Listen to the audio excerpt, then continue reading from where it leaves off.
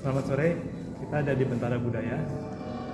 Kita ada di tengah pameran lukisan kolaboratif dengan tajuk Presiden Alternatif, Doa Pemilu Damai dan Bahagia. Jadi karya yang ditampilkan ini sore ini adalah karya dari Sujiwo Tejo dan Nasirun, dua pelukis, dua perupa kawakan dengan reputasi yang tidak dilakukan lagi. Sangat menarik kalau melihat karya-karya yang ditampilkan di dalam pameran ini karena Nasirun dan Sujiwo Tejo memiliki latar belakang yang sangat berbeda, namun juga memiliki kesamaan yang bisa mempersatukan perbedaan tersebut. Nasirun adalah lulusan sekolah seni, itu seni rupa Indonesia di Jogja. Basisnya adalah pelukis, sementara Sujiwo Tejo itu justru pernah kuliah matematika, pernah kuliah teknik sipil sampai selesai dan menyebut dirinya dalang. Tapi tentu dalang dalam pengertian bukan hanya mengatur, mengkoreografi situasi, tapi juga melukis. Ada begitu banyak lukisan dalam pameran ini, satu persatu nanti mungkin kita akan coba lihat dan coba bahas dari beberapa sisi untuk melihat kekuatan dari masing-masing karya tersebut. Salah satu aspek yang menarik dari kolaborasi kedua seniman ini sebetulnya adalah bagaimana kita bisa membayangkan terbentuknya proses kolaboratif dalam penciptaan karya. Jadi kita bisa membayangkan bagaimana penciptaan karya itu dilakukan bersama-sama secara kolaboratif antara dua seniman, karena bentuk kerjasama seperti ini bukan bentuk yang umum dan tidak banyak dilakukan. Kurator pameran ini, Dr. Nike Susanto menyebutkan bahwa kolaborasi Sujiwo Tejo dan Nasirun ini seperti rel kereta api yang berjalan beriringan namun tidak bertemu, namun tetap bersisian secara harmonis dan dinamis. Namun kita bisa bayangkan dalam teknisnya seperti apa kira-kira bentuk kerjasama tersebut. Seperti salah satu contohnya adalah karya ini yang saya anggap sebagai salah satu masterpiece dari pameran ini. Karya ini diberi judul Bumi Gonjang Ganjing. Jadi kita bisa mengenali figur-figur yang ada di dalam karya ini sebagai figur-figur politik yang saat ini kita semua pasti sudah sangat familiar dengannya karena sering muncul di media. Bumi Gonjang Ganjing dalam bayangannya mungkin seperti membayangkan peristiwa besar. Ini ada gunungannya dalam ya. Ini pasti khasnya Sujiwo Tejo sebagai dalang. Bumi Gonjang Ganjing dalam setting ini dibayangkan sebagai pertarungan politik yang tetap mengikuti koridor aturan yang mengikat ya. Dan warna hijau ini kalau bisa diartikan sebetulnya mengartikan bahwa pada akhirnya yang namanya pertarungan ini tidaklah merupakan tujuan akhir, karena pertarungan itu adalah bagian dari proses politik. Jadi mungkin itu bisa diartikan dari bisa tapi tetap sangat menarik untuk membayangkan bagaimana proses penciptaan ini, bagaimana kolaborasi karya oleh dua seniman ini dilakukan di kanvasnya, karena kita ada pembatasan di kanvas antara dua seniman, tapi kita bisa lihat bagian mana kira-kira yang merupakan seniman tangan dari Nasirun, bagian mana yang merupakan seniman tangan dari Sujiwo Tejo. Namun tetap untuk pemirsa ini satu hal yang sangat menyenangkan membayangkan ada proses yang rumit di balik penciptaan, dan ini bukan cuma satu lukisan, ada 50 lukisan di sini. Jadi luar biasa. Kira-kira itu yang mungkin bisa disampaikan. Ini adalah karya pertama yang diletakkan sebagai titik awal dari keseluruhan rangkaian lukisan-lukisan dari kolaborasi Sujiwo Tejo dan Nasirun. Kita lihat ini adalah potret diri dari keduanya, Nasirun, Sujiwo Tejo. Keduanya punya latar belakang yang berbeda. Nasirun sekolah seni, sepanjang karir, sepanjang hidupnya jadi seniman. Sujiwo Tejo sekolah matematika, teknik sipil, jadi penyair, jadi penulis, jadi pelukis, semua dijalani. Jadi dalang juga. Tapi dalam kolaborasi yang dilakukan ini, keduanya meletakkan di dalam posisi yang sejajar. Makanya lukisan ini diberi judul rel kereta api. Rel kereta api itu seperti analogi menggambarkan dua individu yang berbeda, berlainan, namun berjalan beriringan secara harmonis. Nah, hasilnya dari kolaborasi dua rel kereta api adalah 50 lukisan yang sekarang ada di sini. Jadi tadi kita udah bilang di depan bahwa sangat menarik kalau membayangkan proses kreatif yang terjadi antara kedua seniman besar ini sehingga menghasilkan semua karya yang ada di sini. Karya lain yang menarik di sini adalah lukisan ini. Ini judulnya Among-Among. Among-Among itu kalau di Yogyakarta itu seperti ritual untuk memperingati hari kelahiran berdasarkan hari pasaran Jawa ya. Jadi berdasarkan tradisi memperingati hari kelahiran berdasarkan hari pasaran Jawa. Nah, Among-Among itu dalam bayangan kita ya, kalau melihat lukisan ini itu seperti mendoakan siapa yang mendoakan? Mendoakan Ibu Pertiwi, merah putih ibu, mendoakan Ibu Pertiwi. Di atas kita lihat ada figur Semar. Semar itu merepresentasikan karsa atau rasa yang agung ya, perasaan yang baik. Jadi kita lihat Semar di sini banyak mendapatkan gangguan, ditusuk, ditarik. Jadi dalam bayangannya kalau kita melihat lukisan ini, ngomong-ngomong adalah kita mendoakan doa yang bersama-sama dipanjatkan agar karsa yang luhur dari Semar ini bisa memancar ke Ibu Pertiwi, artinya agar Indonesia damai sejahtera, terhindar dari ampara murka karena gangguan ataupun usikan yang terjadi ini bisa hilang ataupun bisa dihindarkan melalui doa yang kita panjatkan bersama-sama. Karya ini diberi judul Zero But Not Empty. Zero But Not Empty. Jadi kalau kita lihat figur-figur yang muncul di sini, ini teks yang ada di sini kalau dilihat dari kapal pameran, dari apa yang selama ini kita amati dari karya Nasir dan Sujulu Tejo, ini pasti adalah bagiannya Sujulu Tejo karena Nasirun tidak pernah menawarkan teks dalam lukisan. Jadi Zero But Not Empty kalau kita lihat di sini dapat diartikan KM0 artinya adalah KM0 Ibu Kota Negara Nusantara. Not Empty kita tahu KM0 sekitarnya isinya di bawah tanahnya barang tambang dari mulai batu bara dan berbagai macam barang tambang lainnya, minyak, gas. Jadi lukisan ini secara keseluruhan memperlihatkan bahwa KM0 adalah titik posisi geografis, tapi tidak menandakan bahwa reserve ataupun nilai yang ada di bawah tanahnya juga nol. Di situ not empty malah sebetulnya malah banyak, jadi malah banyak sekali. Ya. Lukisan ini diberi judul Tuturi Handayani. Kalau kita lihat ini lukisan dengan warna monokrom hitam putih, sangat dramatis dalam penampilannya dan penuh simbol dan makna. Kalau dilihat Tuturi Handayani, yang menarik adalah gembala yang mendorong domba di sini seperti tertutup matanya.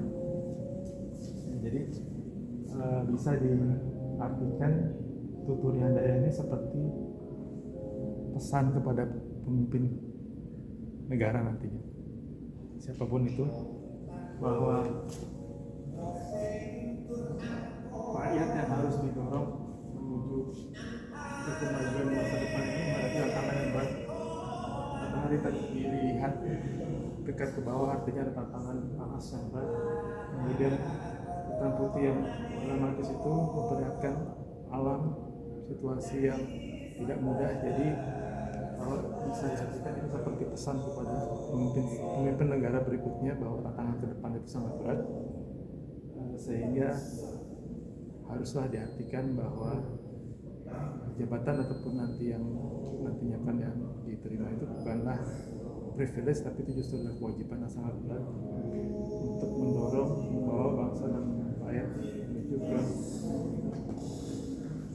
kepada masyarakat adil dan makmur sesuai dengan apa yang diharapkan. Karya yang terlihat jenaka ini diberi judul lawan arah jam dinding. Jadi kalau kita lihat di sini, lawan arah jam dinding seperti memberikan simbol bahwa dalam konsentrasi yang nantinya seharusnya semuanya mengikuti aturan sesuai arah jarum jam, tidak bisa dihindarkan mungkin akan terjadi beberapa pihak yang mungkin mengambil jalan pintas sehingga bergerak berlawanan arah jarum jam. Akibatnya adalah chaos sudah pasti dan kekacauan. Dan ini sebetulnya seperti satu sindiran, satu reminding, satu pengingat kepada seluruh pihak-pihak terkait nantinya dalam konsentrasi bahwa aturan yang sudah ditetapkan haruslah diikuti sebagai panduan kegiatan. Jadi ini salah satu message yang mungkin bisa ditangkap.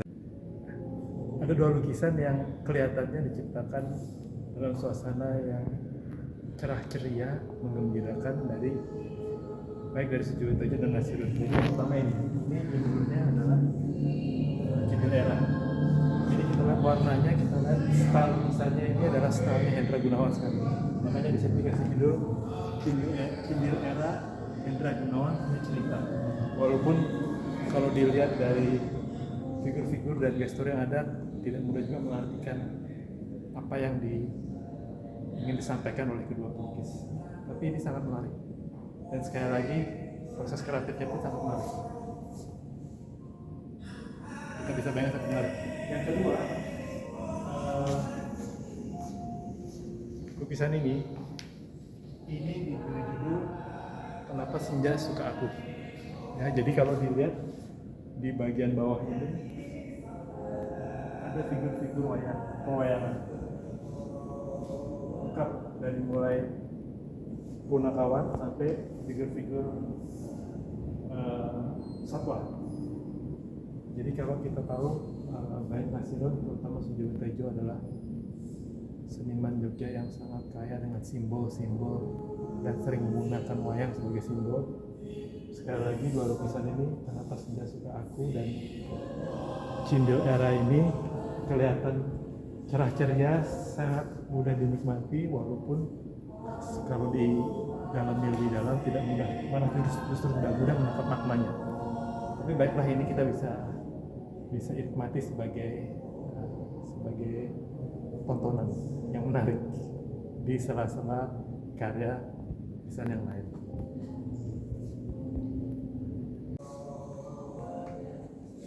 Ada kalimat bijak yang menyatakan bahwa ketika orang sudah mampu menertawakan dirinya sendiri, maka dia sudah sampai dalam tahapan kedewasaan yang paripurna. Lukisan ini sangat rumit, sangat penuh dengan simbol, sangat penuh dengan garis dan struktur yang terlihat maupun tidak terlihat, dan diberi judul Apakah Ini Juga Lukisan. Jadi mungkin ini salah satu penanda kedewasaan paripurna yang sudah dimiliki oleh perupa sekelas Nasirun dan Sujiwotojo. Apakah ini juga lukisan? Apakah ini lukisan? Lukisan ini adalah lukisan lain yang menandakan level kedewasaan Sujiwotojo dan Nasirun dalam mentertawakan dirinya. Jadi ini diberi judul Hilda Mustahal. Hilda Mustahal itu kredo yang diperkenalkan oleh Asmumi Sri Mulat. Dan di sini diperlihatkan bahwa landasannya kedua seniman ini punya filosofi seni yang berbeda, perjalanan seni yang berbeda, sehingga ketika mereka diduetkan harusnya itu jadi Hilda Mustahal seperti ini.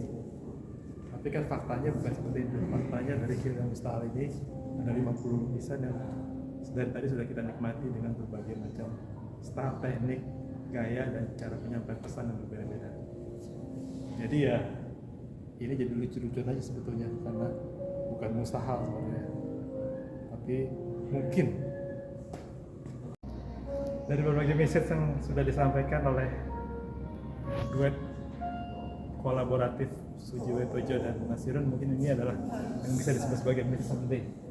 Jadi ini message yang disampaikan di sini adalah pemimpin bertangan besi mematikan nyali, pemimpin yang dinabikan mematikan nalar. Jadi inilah mungkin harapan dari bukan hanya Tejo dan Nasirun, tapi inilah harapan dari kita semua, seluruh rakyat Indonesia, agar nantinya memperoleh pemimpin yang tidak seperti ini kira-kira. Karena dalam penggambarannya message ini disampaikan secara dramatis dalam warna dan corak yang kelihatan tidak beraturan, unorganized, semi chaos, tapi ini pasti dimaksudkan tidak hanya untuk menarik perhatian. Jadi inilah message of the day dari pameran lukisan ini yang idealnya bisa dicatat dalam hati oleh para calon pemimpin kita nantinya.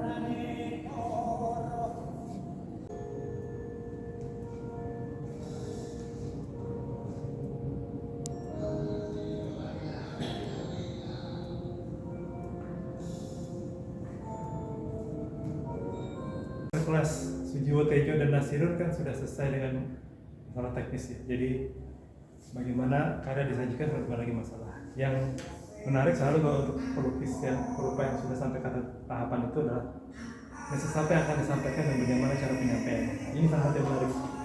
Ini judulnya Demi Bangsa dan Negara. Jadi hari-hari ini kita akan sering melihat dalam format baliho mungkin, atau mungkin format di audiovisual, semua orang yang berbicara mengenai bangsa dan negara. Kalau untuk Nasirun dan Sujiwotojo demi bangsa dan negara itu sebetulnya ya seperti ini, penuh topeng, penuh acting, penuh kepalsuan, dan tidak mencerminkan keasliannya, karena dalam simbol-simbol yang digunakan ini semuanya seperti itu. Bagaimana mengartikannya, kita semua punya pengertian dan pemahaman sendiri-sendiri. Demi bangsa dan negara, by Sujiwotojo dan Nasirun. Secara keseluruhan mengunjungi pameran lukisan karya kolaboratif Nasirun dan Sujiwotojo di Bentara Budaya sore ini adalah pengalaman kesenian yang sangat luar biasa dan sangat menyenangkan. Jadi kita bukan hanya disuguhkan oleh 50 lukisan dengan berbagai macam tema, genre, style, dan message ya, tapi yang lebih penting adalah melihat bagaimana perupa sekelas Sujiwotojo dan Nasirun bersama-sama secara kolaboratif bekerja sama menghasilkan 50 karya. Bisa kita bayangkan kesulitan secara teknikal bagaimana dua perupa tersebut bekerja bersama, tapi yang lebih penting lagi adalah bagaimana kedua perupa dalam kelas yang sudah sedemikian rupa dapat menahan egonya masing-masing sehingga tidak bertabrakan dan menghasilkan karya-karya yang luar biasa ini. Jadi ini mungkin salah satu pameran lukisan yang sangat menarik, yang tidak mudah dilakukan, karena sekali lagi bukan hanya dari sisi technicality ya, tapi juga dari sisi mentality. Itu mudah sebetulnya membuat karya seni bersama-sama oleh lebih dari satu perupa, dan ini sampai 50 karya di sini. Jadi luar biasa Bentara Budaya. Terima kasih sekali lagi sudah memberikan kesempatan kepada publik untuk datang dan menikmati serta larut dalam suasana berkesenian yang menyenangkan seperti sore ini. Terima kasih.